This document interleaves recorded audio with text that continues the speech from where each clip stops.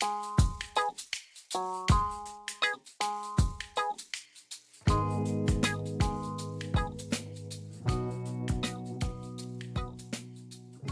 is late, later than I want to admit. The clock blinks a stubborn red 1:43 a.m., as if mocking me for being awake again. Everyone else on campus seems to be asleep, folded into their dreams, but my room is alive with restless light. The laptop sits open on the desk, glowing like a trap I can't escape. TikTok scrolls endlessly, a conveyor belt of lives unraveling in shaky voices. RushTok, that's what they call it. Girls sitting cross-legged on beds like mine, eyes swollen from crying, mascara streaking, whispering into cameras, "I didn't get a bid. I'm nothing. My life is over. I don't know them, yet I know them too well." Each clip feels like it's been rehearsed inside me long before I watched it. Their words don't just stay on their screens. They seep into my chest, stitch themselves into my breathing. I feel the echo before the sound fades. Across the bed, the mirror watches. It doesn't forgive. It doesn't soften. Half of my face is washed in the blue glow of the laptop, the other half swallowed in shadow. It's as if the mirror has taken sides. One half exposing me, the other hiding me, and neither feels safe. I lean closer. The mirror sharpens what I already dislike. The tired eyes, the hollow cheeks, the shoulders bent from hours of scrolling. The way my body curls inward as if trying to disappear, I see not a student in her prime, but a ghost rehearsing her own disappearance. The clips keep coming. One girl says, "I'll never be enough." Another whispers, "I don't belong anywhere." Their voices tremble, but also seduce. They make catastrophe sound logical. They make despair sound inevitable. I tell myself I am just watching, but the truth is I am auditioning. Each rejection feels like a rehearsal for my own. I begin to imagine the same story told in my voice. They didn't want me. Maybe no one ever will. The mirror records every flicker of my expression, as though it too has been cast in this drama. It doesn't blink. It doesn't turn away. It magnifies what hurts and dares me to call it real. The air is heavy with stale coffee and leftover ramen. My phone buzzes again. Another notification. Another acceptance post. Another friend chosen. I don't check. I already know the ending. Joy for them. Silence for me. From the hallway, laughter spills through the door. Bright, careless laughter. The sound of people who don't worry about belonging because they already belong. My reflection winces. It's as if the mirror has turned their laughter into a weapon aimed directly at me. Hours pass. The clips blur, their faces merging into one endless confession. I am nothing if I am not chosen. I believe them. I take their words and graft them into my skin until I no longer know where they end and I begin. Soon I am not just watching RushTok, I am RushTok. I am the trembling voice. I am the unchosen. Outside, a car passes. Headlights slice through the blinds, flooding the room with sudden brightness. For one suspended moment, the mirror flares with light. I hold my breath. Maybe it will show me something different. A gentler face, a hidden strength. Maybe it will break the spell. But when the shadows return, the face in the mirror is the same. My eyes look older than they should, already tired of proving themselves. The reflection doesn't argue, doesn't comfort. It just waits, silently agreeing with the lies I keep feeding it. And then, almost without noticing, I speak. The words leave my lips soft, trembling, but solid enough to hear. If they don't want me, then who will? The sentence hangs in the room like smoke, invisible but choking. It seeps into the sheets, into the walls, into the very air I breathe. I can't take it back. The mirror receives the question without flinching. its silence feels like an answer. I don't remember when the thought first arrived, but now it will not leave. If I don't get in, my life is over. It feels absurd when I say it aloud. Melodramatic, theatrical, almost laughable. But inside, it doesn't feel like exaggeration. Inside, it feels absolute. I crave belonging. Everyone does. Yet I have built my entire identity on the thinnest thread, whether strangers decide I am worth their letters. Craving acceptance, I have tied myself to the shallowest measure of it, and still I cannot stop. The mirror listens to my bargaining. Maybe if I were prettier. Maybe if I spoke more easily. Maybe if my clothes looked expensive instead of tired. Maybe if I were someone else, anyone else. The voice in my head is relentless. Each maybe lands like a hammer. Each one chisels away at who I am until nothing recognizable remains. I tell myself I should be stronger, but strength feels like a rumor. The laptop plays another clip, a girl whispering through her tears that she did everything right and still wasn't chosen.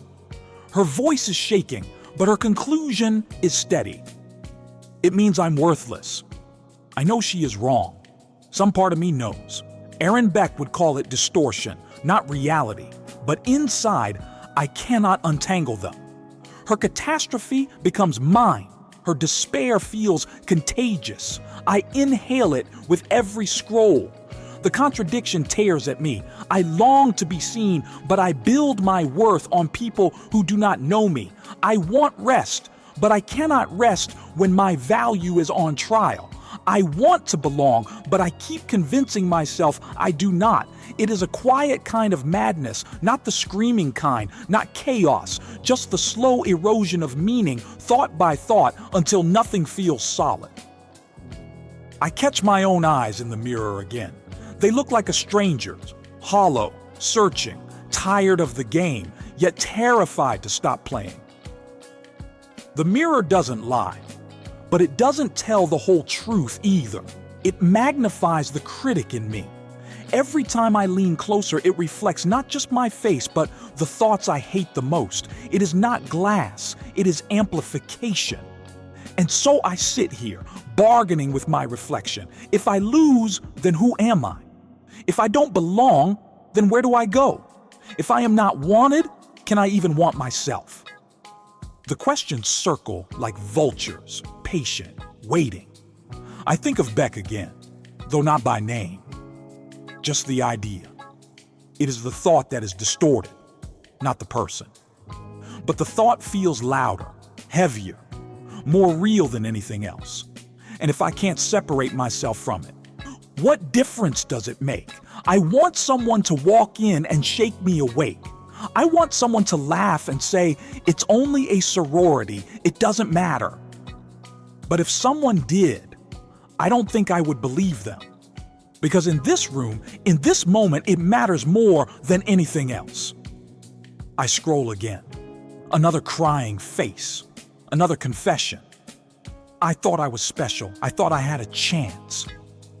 I close my eyes. The mirror is still there behind my eyelids, burned into my thoughts. I cannot turn it off. I cannot unsee myself the way I see myself now. The night stretches thin. I tell myself I'll stop after the next video, but the scroll is endless.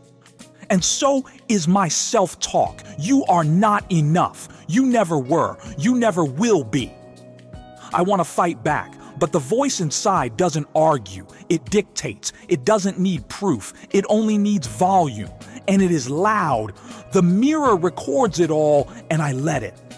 Because I am too tired to resist and too afraid to accept what happens if I do.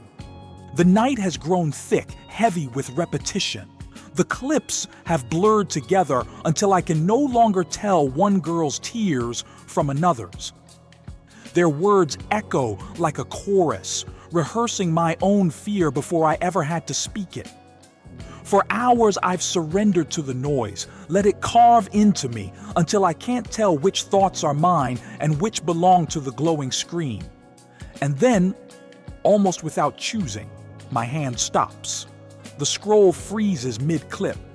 A girl's mouth is open as if she's about to confess again, but I don't press play. My thumb hovers. For the first time tonight, I do not move. The silence rushes in. It is louder than the voices I have been drowning in. It feels almost violent to be this quiet, to sit without the comfort of endless noise. I resist it at first. I want to keep scrolling, to let the next story swallow me. But something in the stillness holds me. My eyes drift from the frozen screen to the mirror across the bed. That same mirror has been here all night, watching, reflecting, judging. Half my face in glow, half in shadow. A distorted jury waiting for me to break. But now, something shifts. I stare at the reflection that has condemned me for hours. The same tired eyes, the same bent shoulders, the same shadows. Yet, in the stillness, I see something I did not notice before. It is me. It has always been me. Whether I am chosen or not, whether strangers accept me or not, this face remains. The sorority's decision does not rearrange the structure of my bones. It does not erase the color of my eyes. It does not decide how gently I can hold another human being, how much laughter I can share, how deeply I can feel. For the first time, the mirror feels less like a verdict and more like a witness. A whisper rises in my mind. Not dramatic, not thunderous, soft, almost fragile. It isn't the sorority that defines you. It's the story you keep repeating to yourself. The words are simple, but they land with the force of truth. I have been repeating a story all night long. If I am not chosen, I am nothing. And I have believed it because repetition sounds like reality. But the story is not reality. It is only a story. The realization is so small I almost miss it. A hairline crack in a wall I thought was permanent, but even the smallest crack can let in light. I lean closer to the mirror. I notice the flecks of green and brown in my eyes, details no rejection can erase. I notice the curve of my mouth, of the lines of my face, tired, but still mine. I realize these features do not vanish if a letter never comes. They remain. They wait. And I wonder, if I am capable of telling myself one story, the cruel one, the catastrophic one, then perhaps I am capable of telling another. The silence deepens. The laughter in the hallway has gone quiet. Even the notifications on my phone are still. I am alone. But in this pause, alone feels different. Less like exile, more like possibility. The catastrophe has not disappeared. The fear still lingers, but it no longer feels like an iron law. It feels like a voice, loud, insistent, but still only a voice. And voices can be challenged. Voices can be answered. The mirror does not argue. It only reflects. Tonight, I understand that its power depends on the story I feed it. If I keep handing it lies, it will return lies. If I dare to hand it truth, perhaps it will reflect that too. My breath slows. I feel the air settle in my chest more deeply than it has all night. I am not free yet, but I am not lost either. For the first time, I sense that freedom is not in being chosen, but in choosing what story I will tell myself. The mirror waits. And this time, I do not see a judge. I see a witness, patient, steady, holding me until I decide who I will be. The realization does not erase the pain. It doesn't silence the voice that tells me I am not enough, but it changes the weight of it. For the first time tonight, I understand that what I am fighting is not reality, but the distortion of it. The thought says, if I don't get into this sorority, my life is over. But the truth is simple. If I don't get in, I will still wake up tomorrow. I will still walk across campus. I will still carry my own name, even if no letters ever decorate my chest. This distinction feels fragile, like glass I could drop at any second. Yet even fragile truths have strength. They can survive if I protect them. I think of Aaron Beck's method, though I don't need his name to understand it. Catch the thought, label it, reframe it. The thought is the enemy, not me. So I try. Catastrophe. If I'm not chosen, I am worthless. Label, distortion, magnification, all or nothing. Reframe. Rejection is painful, but it is not annihilation. It does not erase my worth. It only redraws one path I thought was mine. The mirror listens. It does not argue. It reflects back my attempt, as clumsy as it feels. I close the laptop. The silence deepens. My chest feels lighter with that single motion, though the room itself hasn't changed. For the first time tonight, I pause without distraction. I let the silence breathe. I think of how this distortion plays out everywhere, not just here, not just in RushTok. On LinkedIn, I scroll through endless promotions, startups, achievements, as if everyone else is sprinting while I stumble. On Instagram, I see weddings and vacations, as though love is proof of worth, as though happiness must always be curated in sunlit photos. Everywhere, a scoreboard of who is wanted, who is chosen, who belongs. And every time I buy into it, I hand over my self-worth like currency to a machine that never stops hungering. But tonight, the crack in the wall has widened. I see that I am not powerless against this machine. I cannot silence it, but I can step aside from its rhythm. I can choose not to play, not in the same way. I breathe again. The mirror reflects me as I place the phone face down. For once, the gesture feels like defiance, not fear. Distorted thoughts will return, they always do. But I begin to see them as visitors, not masters. They knock loudly, but I can choose whether to let them in. I lean back on the bed. The mirror watches from across the room. For the first time, it feels less like a critic and more like a companion, reminding me that my reflection is mine to narrate. I whisper into the quiet. This is a thought, not a prophecy. The words sound strange in the air, but I repeat them. Louder this time. This is a thought, not a prophecy. And the more I say it, the more it feels like truth. I realize that the meaning of tonight is not about sororities or letters.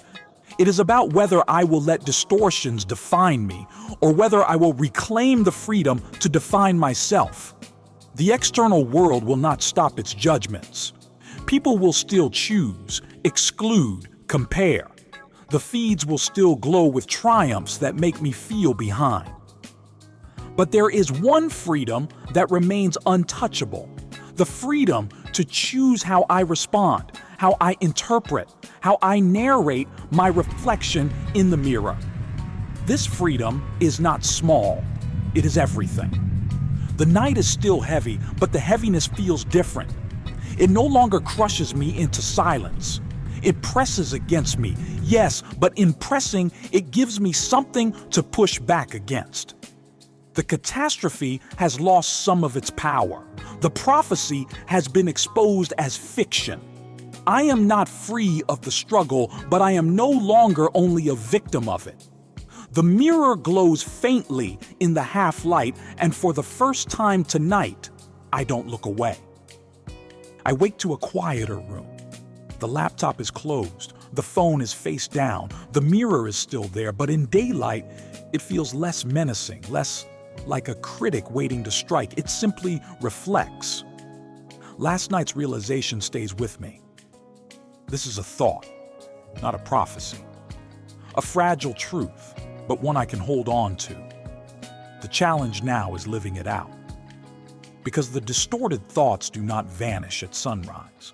They wait for me. disguised in ordinary moments. When I walk to class and overhear people laughing together, the voice whispers, "You are not included."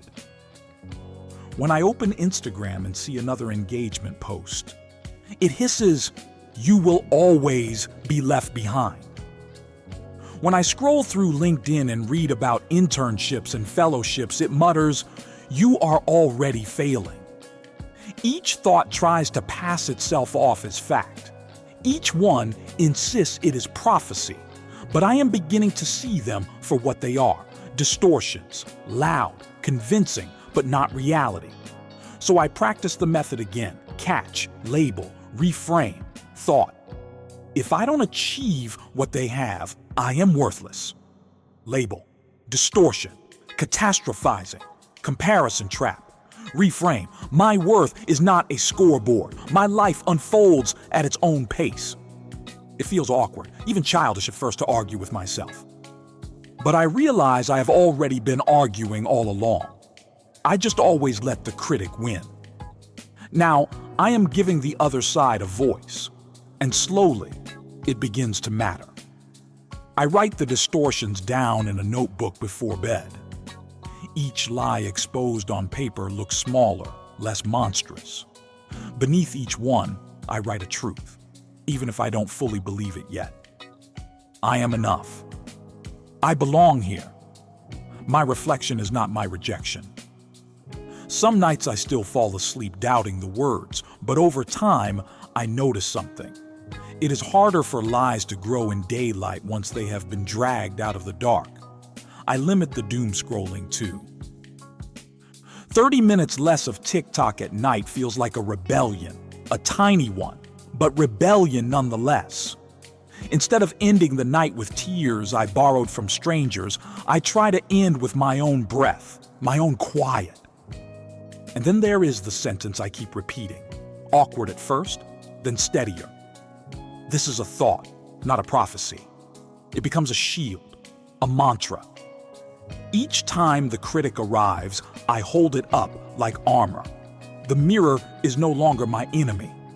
Some nights it is still hard to look, but I practice standing there, whispering one kind thing aloud. It feels silly, like talking to a stranger. Yet the more I do it, the less foreign the words sound, the less foreign I feel to myself. I think of how universal this struggle is, how it shows up in every corner of life. RushTok may be my example, but everyone has their version. Someone else stares at Instagram weddings and wonders if they will ever be loved. Someone scrolls through job announcements and hears they are falling behind. Someone watches their friends laugh together and believes they will never belong. Different screens, different mirrors, but the same distortion. If we do not stop and question these voices, we risk handing our entire lives over to ghosts, things that look like prophecy but are only echoes.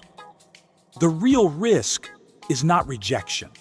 The real risk is losing ourselves to lies that never deserved our faith in the first place. That is what terrifies me most now. Not the sorority, not the acceptance letter, but the possibility that I could live my whole life believing a distorted reflection, that I could waste years thinking I was unworthy when worth was never theirs to grant. I don't want to lose myself to a mirror that only lies back. And so I practice these small acts, writing down distortions, limiting the scroll, whispering truth to my reflection. They are not grand gestures. They do not silence the critic forever, but they remind me day by day that I have a choice to listen or to question, to surrender or to stand, to accept every distorted prophecy, or to remind myself this is only a thought. The choice does not change the world outside me, but it changes the world within me. And sometimes that is enough to begin again. The night has finally surrendered. For hours I wrestled with ghosts of my own making. For hours the mirror reflected back my deepest distortions, feeding me lies I nearly believed. But now, In the gentler air of morning, I understand. The mirror was never the judge. It was only the stage. The real voice came from within me, the critic, the prophet of doom, the one who mistook thought for truth. And if the voice was born within me, then so too must the answer be. This realization is not a cure. It does not silence the distortions forever. They will return. Sometimes tonight, sometimes tomorrow, sometimes years from now. They will whisper again, "You are nothing. You will never belong. Your reflection proves it." But I am no longer powerless because I have learned something small, something radical. I can choose how I meet them. I think of all the ways distortion shows up in modern life. It is never just sororities or RushTok. It is everywhere. It is the friend scrolling Instagram at 2 a.m., staring at wedding photos, believing she will never be loved. It is the young man on LinkedIn comparing resumes until he convinces himself he is already behind, already failing. It is the silence after a job rejection, a breakup, or a text that never comes, convincing us that silence means worthlessness. Different mirrors, same distortion. We live in an age where our wounds are broadcast in real time. Our catastrophes are live streamed. Our comparisons updated hourly. Every feed is a new jury. Every scroll, another trial of belonging. And yet, within all this noise, there remains one quiet freedom, the freedom to pause, to question, to choose what story we tell back to the mirror. That is what I want to leave you with. Not advice, not a sermon, but an invitation. Tonight, when the world grows heavy and the critic grows loud, stand before your mirror, not to measure, not to bargain, not to rehearse your rejection, but to whisper one sentence of kindness, just one. It may feel awkward at first, silly even, but say it anyway. Perhaps I am here, and that is enough. Perhaps my worth is not up for vote tonight. Perhaps I am more than the distortion staring back at me. The mirror will not argue, it will not cheer, it will not clap its hands, but it will listen. And slowly, it will reflect back the story you choose to tell. Do it again tomorrow, and the day after, and the day after that. One sentence each night is enough to carve a path through the noise. One sentence each night is enough to remind yourself that a thought is only a thought, not a prophecy. I know the risk of not doing this. If we never challenge the distortions, they grow stronger. If we never speak back to the mirror, it becomes the only voice we hear. And what we lose then is not just confidence or opportunity, it is ourselves. That is the tragedy. I refuse to give my life away to lies that were never worthy of me. And so I offer this blessing quietly, the way one might light a candle in the dark. May your mirror stop magnifying lies. May it become a witness, not a judge. May it return to you what has always been yours, your dignity, your resilience, your unbreakable worth. And may you never forget the final freedom that cannot be taken from you, the freedom to choose how you see yourself, even in the darkest night. The sun is rising now. The mirror glows brighter, but not because the glass has changed, because light has entered the room. The same is true for us. The distortions may remain, the pain may return, the nights may stretch long. But light still waits to enter, if only through the smallest crack. And sometimes, one sentence whispered into the mirror is all it takes to begin again.